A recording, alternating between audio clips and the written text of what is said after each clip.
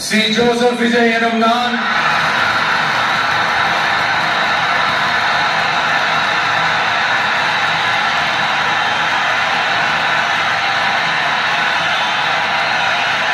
சட்டப்படி அமைக்கப்பெற்ற இந்திய அரசியல் அமைப்பின்பால்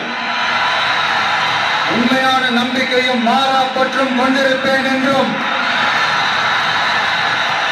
இந்திய நாட்டின் ஒப்பில்லாத முழு முதல் ஆட்சியையும் உரிமையையும் நிலை நிறுத்துவேன் என்றும் தமிழ்நாட்டு அரசின் முதலமைச்சராக உண்மையாகவும் உளச்சான்றின்படியும் என் கடமைகளை நிறைவேற்றுவேன் என்றும்